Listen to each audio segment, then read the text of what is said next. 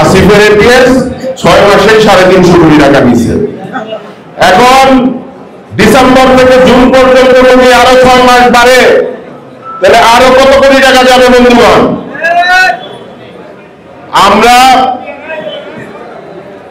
বাংলাদেশ জাতীয়তাবাদী দল, জিয়াউর রহমানের সৈনিকেরা, দেশনেত্রী বেগম খালেদা জিয়ার সৈনিকেরা এবং তারেক রহমানের সৈনিকেরা আমাদেরকে সচেতন থাকতে হবে। প্রয়োজনে আরেকটি লড়াই আমাদেরকে করতে হবে। এবং ওয়ালটন আবারও মিলিনিয়ার অফারে ওয়ালটন ফ্রিজ কিনে আপনিও হয়ে যেতে পারেন মিলিয়নিয়ার। মিলিনিয়ার ছড়াছড়ি দেশ জুড়ে, এটা শুধু ওয়ালটনই পারে। আমাদের প্রিয় নেতা তারেক রহমান, উনি আমাদেরকে নির্দেশ দিয়েছেন নির্বাচনের প্রস্তুতি নেওয়ার জন্য।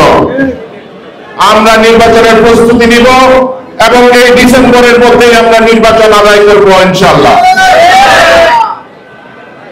কারণ বাংলাদেশ জাতীয়তাবাদী দল বিএনপি জনগণের দল হিসেবে, গণমানুষের দল হিসেবে মানুষের ভোটে নির্বাচিত হয়ে রাষ্ট্র পরিচালনার দায়িত্বে যেতে চায়। কিন্তু কিছু ষড়যন্ত্রকারীরা চায় না যে তারেক রহমান প্রধানমন্ত্রী হোক, বিএনপি রাষ্ট্র পরিচালনার দায়িত্ব পাক।